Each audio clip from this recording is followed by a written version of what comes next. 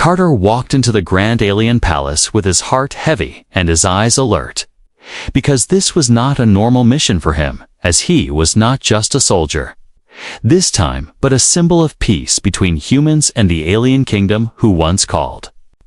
Earth an enemy and now wanted talks of friendship, so Carter was sent alone as a sign of trust, and he had trained for danger, but not for what he was about to face.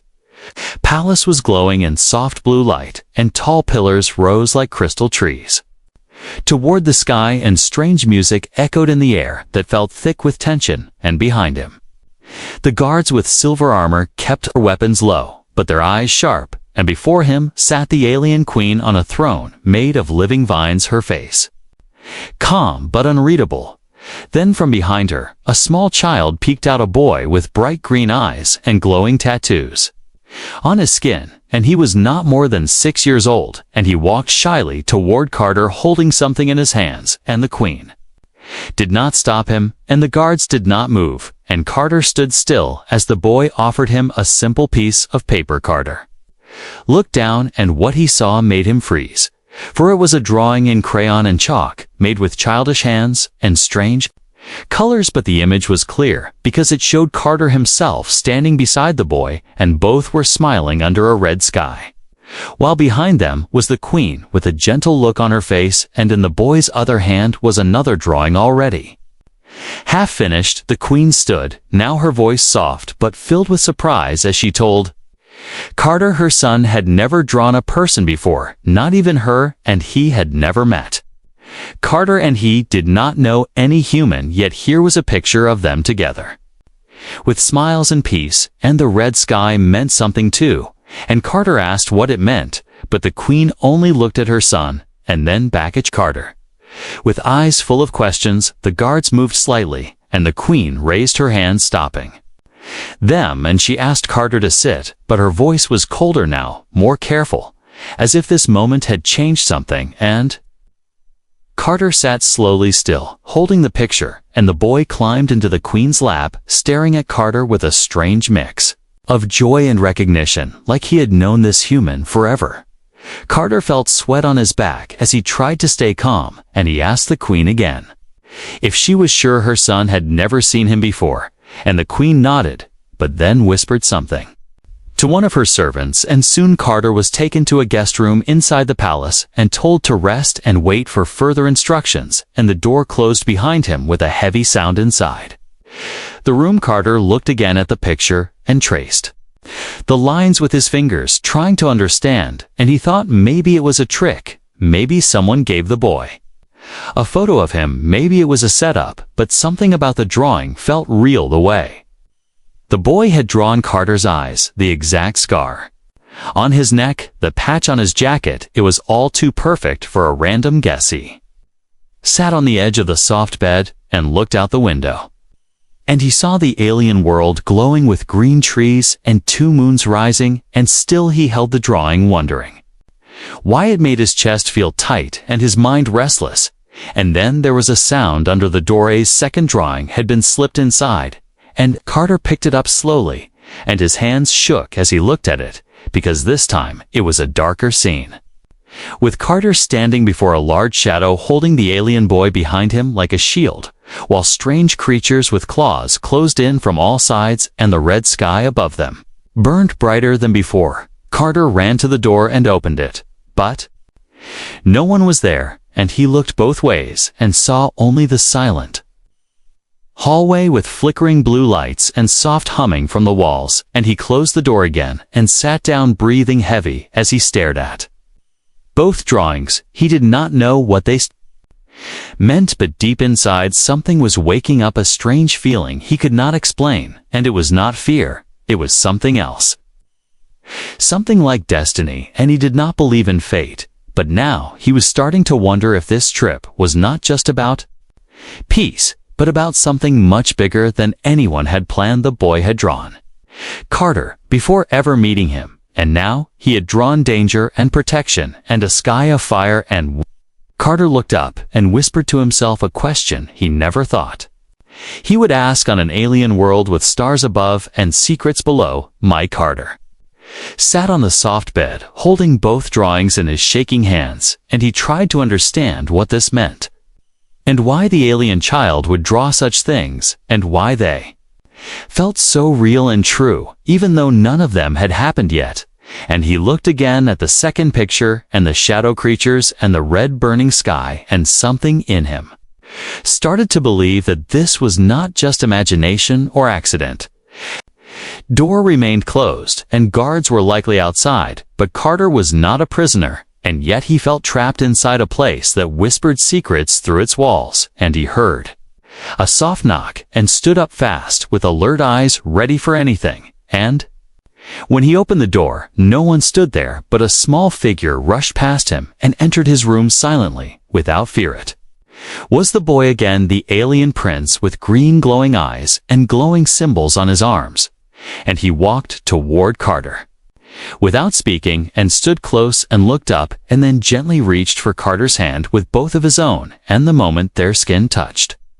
something strange happened inside Carter's mind. He saw flashes of light and fire and war, and heard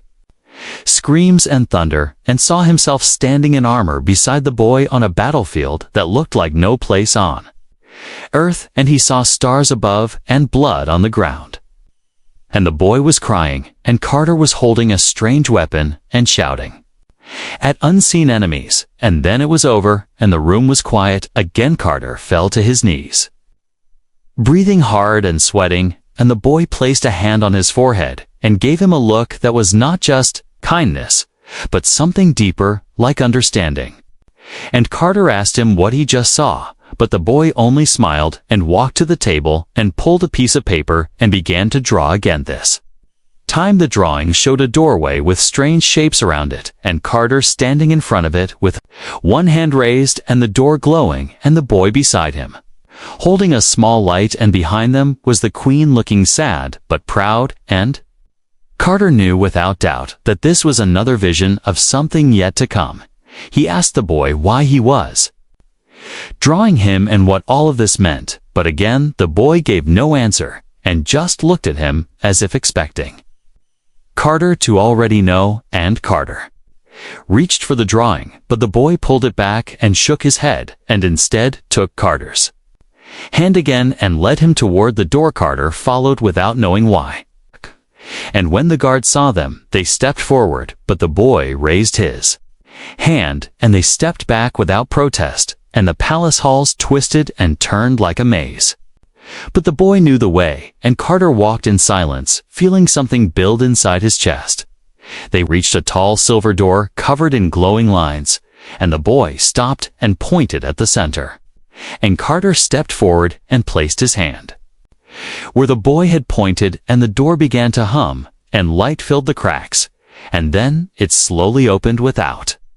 any force, as if welcoming them. Inside was a round room with walls covered in paintings and carvings and statues of beings Carter did not know, and in the center was a circle of light, and above it floated a crystal showing moving pictures like a living memory. And Carter saw flashes of old battles and peace treaties and alien leaders, and finally a face that looked just like him from a time long gone. The boy stood in the circle, and the crystal dimmed, and the room became quiet, and Carter asked what this place was, and this time the queen answered from behind, and her voice echoed in the chamber as she stepped inside.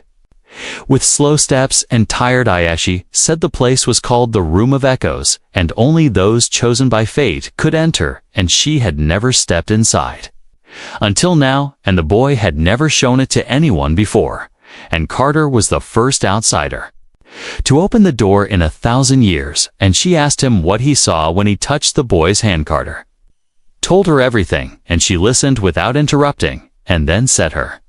son was born during a rare star storm that gave him strange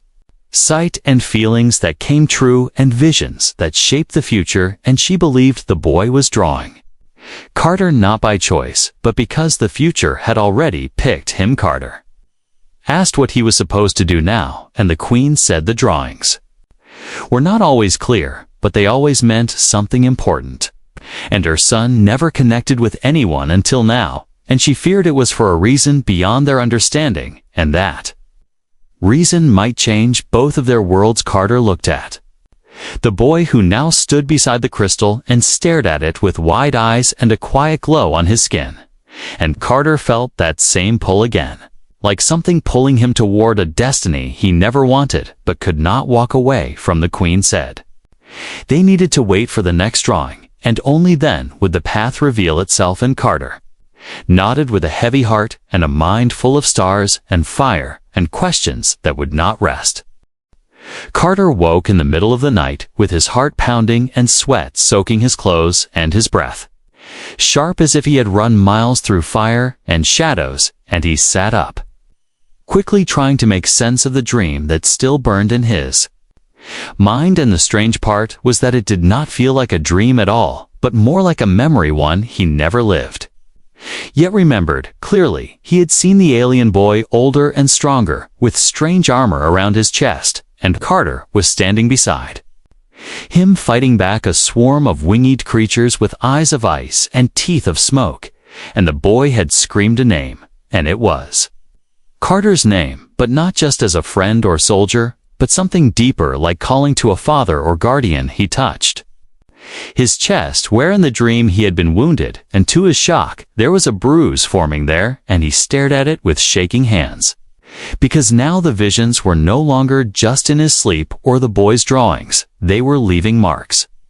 And Carter whispered to himself 1,000 questions, but none had answers, and he felt more lost than ever. Door opened slowly with a soft sound, and the boy stood there again, holding another paper in his hands and his eyes wider than before, and his face pale and nervous. And he walked in and gave Carter the drawing, and this time Carter took it slowly and turned it toward the moonlight from the window. In this new drawing, Carter saw himself in chains, surrounded by the alien queen's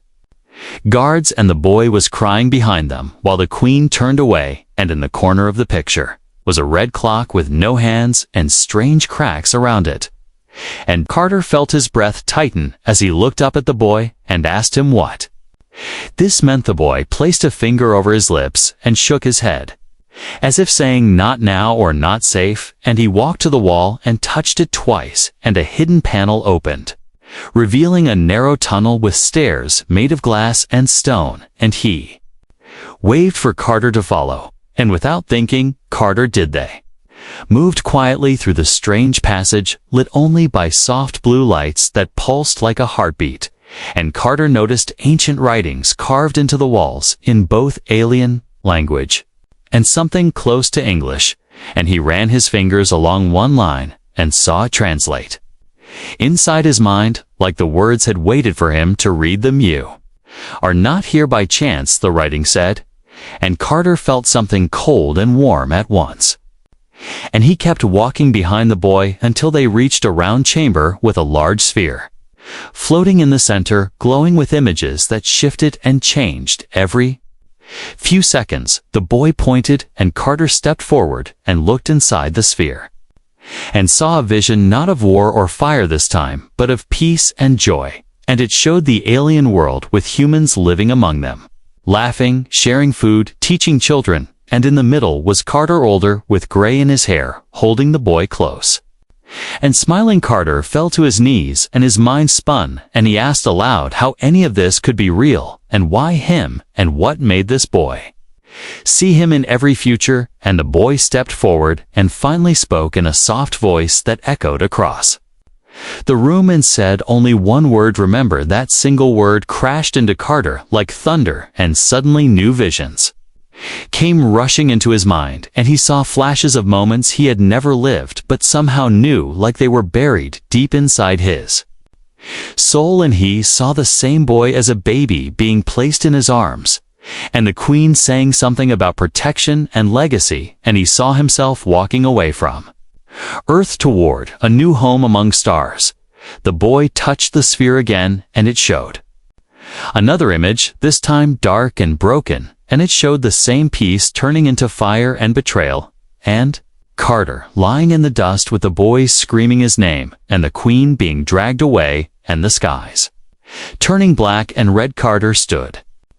slowly and looked at both visions and understood what was at stake, and he asked the boy. The future was fixed, and the boy shook his head and drew a line in the dust with his finger, splitting it into two paths, and placed a stone on one and a feather on the other, and then pointed at Carter. It was a choice back in the palace. The queen sat alone in a garden of silver flowers, and her face was troubled. And the stars above her seemed dimmer, and she whispered to the wind that she feared the path ahead and yet knew it must come. Carter and the boy returned through the secret passage, and as they stepped back into his room, the morning light began to touch the windows, and the boy handed Carter one final drawing before leaving. And this time it showed only a mirror, with Carter's reflection split into two and each side walking a different road. Carter stood there, staring into the paper, knowing the time to decide was coming faster than he was ready. Four Carters stood near the balcony watching the rising twin suns paint the sky in orange and gold, and his fingers still held the drawing the boy had given him before sunrise, and the image of his reflection, splitting into two roads, haunted his thoughts, and he could not shake the feeling that a storm was coming, and he was standing at the edge of it without a map. The palace was quiet but not calm, and the air felt tense, like it was waiting to explode, and Carter turned his head sharply when the door behind him burst open and a guard entered with panic in his eyes, and he shouted that the queen's son had been attacked, and Carter's blood turned cold as he rushed past the guard without waiting. He ran through glowing halls and down polished steps until he reached the inner garden where the boy often played, and now that garden was in chaos, with torn vines, broken statues, and drops of glowing blue blood on the grass, and the queen knelt beside her son, who was breathing but shaking in fear. And the boy clutched a paper in his hand, and Carter dropped to his knees beside them. Queen looked up at Carter with a storm behind her eyes, and she asked where he had been and why he was not with the boy, and before Carter could answer, the guard surrounded him and raised their weapons, and the queen held up her hand and said the words that hurt more than any weapon. You were seen near the boy before it happened, and now he is hurt, and you were not there to protect him, and perhaps this was all your doing. Carter stared at her in disbelief and slowly reached for the paper in the boy's hand, and the boy allowed him to take it, and Carter unfolded it with care, and his heart nearly stopped when he saw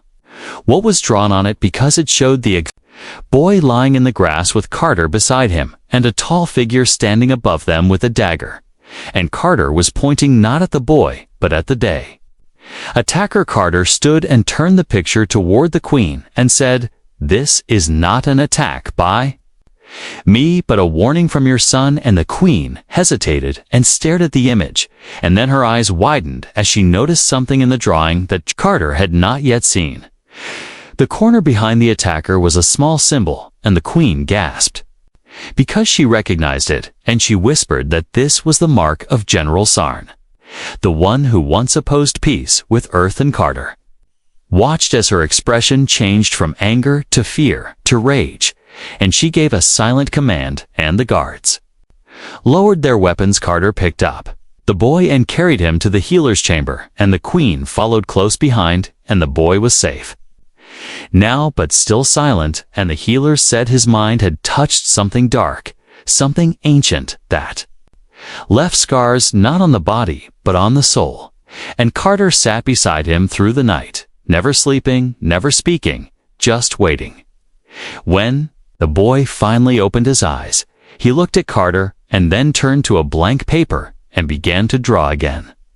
And this time it was faster, like his hands knew a truth he could not yet say with words. And when he was done, he handed it to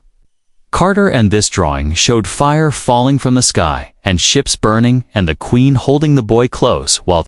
Carter stood in front of them, facing the flames with a shield made of light. Queen entered and saw the drawing and sat beside them, and she whispered that the palace was not safe anymore, and enemies were hiding within, and someone wanted to silence her son and stop the future he was showing. And she looked at Carter with eyes that now trusted him more than anyone else, and she asked him to protect the boy. Carter nodded slowly and stood with the drawing and the Queen gave him a special badge that allowed him access to the inner zones of the palace, and she said he was no longer just a guest, but now a guardian of the future days. Past and Carter watched over the boy every moment, and each night the boy drew more pictures, some of joy, some of fear, and some of things that made Carter wonder if they were dreams or warnings or both. And one night the boy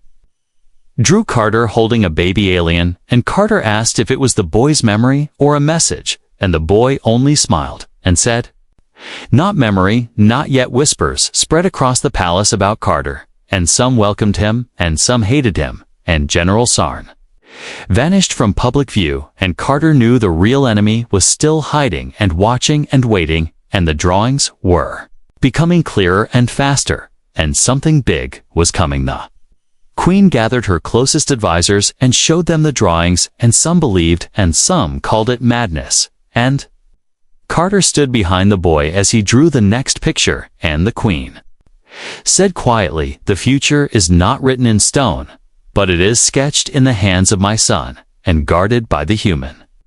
He trusts." Carter looked at the boy and nodded with silent promise, and far above the palace the stars blinked like eyes, ready to see what came next. Carter stood under the moonlight near the edge of the garden, watching the boy sleep peacefully after days of pain, and drawings that shook the palace and the stars above seemed to shimmer brighter that night, and something in the air felt older than time and deeper than memory, and Carter felt it in his bones. Queen had summoned him silently through a trusted messenger and told him to come without his weapons or his fear, and to follow her through a path not walked for centuries, and Carter obeyed without question because he had seen enough now to believe that every word the Queen spoke carried weight beyond reason. They walked through a dark corridor hidden behind the royal chamber, and the walls were covered in symbols that glowed faintly with each step, and the Queen said nothing as they descended into the earth, and Carter remained silent as well, sensing that the answers he had longed for were waiting. Below, the path ended at a giant stone gate shaped like an hourglass and covered in carvings that moved when touched by moonlight. And the Queen stepped forward and pressed her hand against the center, and the stone melted into light, revealing a hidden world below the palace. Inside was a vast chamber filled with mirrors that floated in the air, and crystals that hummed softly with voices long forgotten, and in the center stood a circular platform made of living metal with ancient words etched into its edge, and the Queen called it the Temple of Time. She said it was built by their ancestors after a visitor from another world came through the stars and taught them the secrets of vision and memory, and that visitor had spoken of humans long before the first ship from Earth ever reached their skies. And some believed it was a prophecy, while others feared it as a curse. Carter walked slowly to the platform, and the mirrors began to shimmer, showing him images that made his breath catch in his throat because he saw not only the future, but also the past, and both were filled with his face and the face of the boy who had drawn him before they ever met. The Queen said the boy's gift was not just to see the future, but to awaken it and to anchor it with his feelings and his trust. And when he drew Carter, it meant something inside him remembered Carter, even if his mind did not. And Carter asked if this meant they had met before in another time or another life. The Queen looked at him with eyes that held galaxies and said she did not know, but the temple did, and only the temple could reveal the truth if Carter was brave enough to see. Ith stepped onto the platform, and the mirrors began to spin, and a beam of light surrounded him, and images filled his mind with fire and water and laughter and sorrow, and in every vision the boy was beside him, calling him guardian, protector, father, and Carter felt tears rise to his eyes as something inside him unlocked. One mirror showed a battle where Carter shielded the Queen and the boy with his own body, and another showed him standing on a mountain, speaking to crowds of both humans and aliens who cheered his name, and another showed him old and peaceful, watching stars with the boy. Now a king by his side, Carter stepped back As the light faded, and he looked at the queen and asked if this was real, and she nodded slowly and said the temple only shows what can be. The heart follows the right path, and now the path had chosen him just as her son had they returned to the surface and found the boy awake and drawing again, and this time his hand moved fast and sure as if guided by something greater, and he handed Carter the drawing with a smile that lit up the room. The picture showed the same platform in the temple, with Carter and the boy standing together and a beam of light above them forming a bridge of stars leading into the sky, and behind them stood the queen with her hands on their shoulders and a city rising from the ground with humans and aliens building it together. The queen looked at the drawing and whispered that the time was near when visions would become decisions and drawings would become reality, and Carter knew that whatever was coming, it would begin with the next sunrise. He placed the drawing in his pocket and walked to the balcony and stared into the night sky, feeling the weight of fate press on his chest. And yet in that pressure, he felt purpose, and somewhere in the darkness far beyond the palace walls, a shadow watched with cold eyes and silent breath, waiting for its chance to strike before the temple's truth became the galaxy's future. Carter stood on the tower as the wind howled louder than before, and the skies above were no longer calm or blue, but painted with deep red and heavy black clouds that swirled like a warning. And he held the boy's newest drawing close to his chest, because this was the day it had shown him over and over again. And it was no longer a future, it was now. The queen stood beside him, wrapped in a cloak of silver, and her face was still, but her eyes burned with fear and fury, and she looked at the horizon where distant flames danced across the mountains and dark shapes filled the air, moving in formation like wings of 1,000 crows coming fast toward the palace. The boy stood quietly between them, holding a small crystal orb that pulsed with soft blue light, and he had not spoken a word since dawn. And Carter knew the silence meant one thing: the boy had already seen what would happen, and nothing could stop it now, only change it if they were strong enough. A loud explosion shook the walls as a blast hit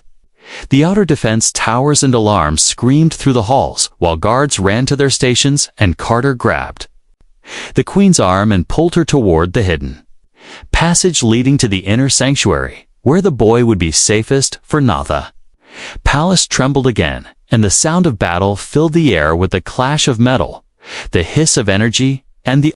cries of warriors, both alien and human, as Carter's unit, who had arrived 3 days ago, now fought side by side with the queen's elite guard inside the sanctuary. The boy placed the orb on a pedestal, and the walls glowed bright, showing ancient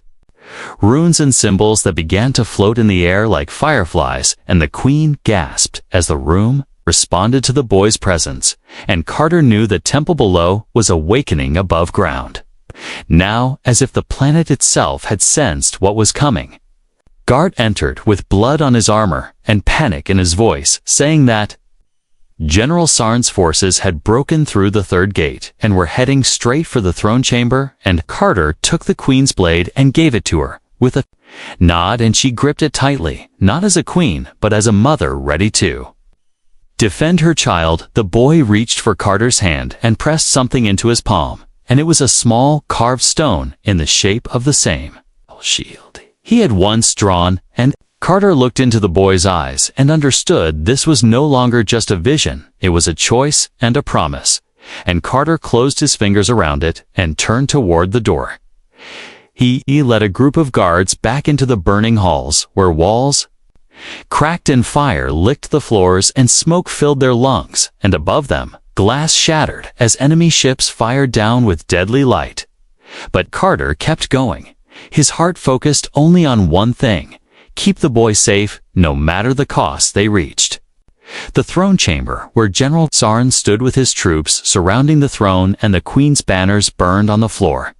And Sarn laughed as Carter entered with fire in his eyes and a weapon in each hand, and Carter said one word, and that word was enough to silence every voice in the room. Leave. Sarn raised his blade and ordered his men forward, and the fight exploded with screams and blades and fire.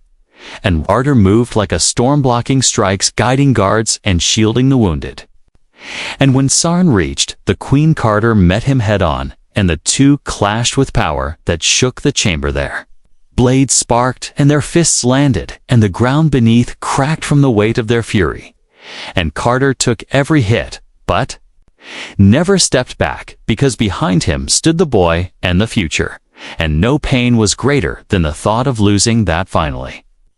With a roar that came from deep within, Carter disarmed Sarn and held him at blade point, but he looked into his enemies' eyes and saw not madness but fear, and he asked why. And Sarn whispered that the visions frightened him more than war, because they showed a future where he no longer mattered. Carter lowered his blade and said the future had room for all who chose to build and not burn, and the guards took Sarn away, and silence fell in the hall, broken only by the sound of flames fading as the palace systems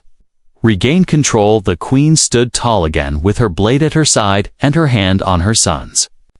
shoulder, and she looked at Carter not as a guest or a soldier, but as something more, and she called him protector of peace and voice of the future, and the guards repeated the words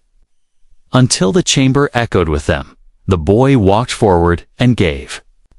Carter a new drawing, and it showed the palace rebuilt brighter than ever, with children of both worlds playing under a blue sky, and Carter standing not with weapons but with open arms, and behind him stood a tower with stars above it and a banner. That said together, Carter looked at the Queen, and then at the boy, and then at the red sky outside, now fading into soft purple, and he knew they had won more than a battle. They had won a beginning. The sky was quiet after the storm, and the twin suns rose slowly, bathing the palace in golden light, and the fires from battle were now just smoke trails vanishing into the wind.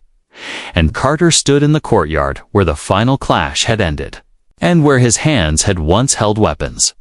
Now they held nothing but the boy's latest drawing, and that was all he needed. A queen stood beside him, her long robe torn and stained, yet her presence still strong and graceful, and her crown now rested in her hands, not on her head, and she looked at Carter not as a guest or soldier, but as someone who had become a part of their world, not through birth or blood, but through choice and courage and heart. The boy walked slowly toward them, holding something wrapped in silver cloth, and his face calm like the storm had passed not just in the sky, but in his soul. And he stopped in front of Carter and unwrapped the cloth, revealing a medallion shaped like a star surrounded by rings, and he raised it high for all to see, and then placed it around Carter's neck without a word. Queen spoke with a voice that echoed through the courtyard, reaching the ears of every soul who had fought and feared and hoped, and she declared Carter the Sky Guardian, the first human to be honored by the crown and the protector of the future, not only for their world, but for the bond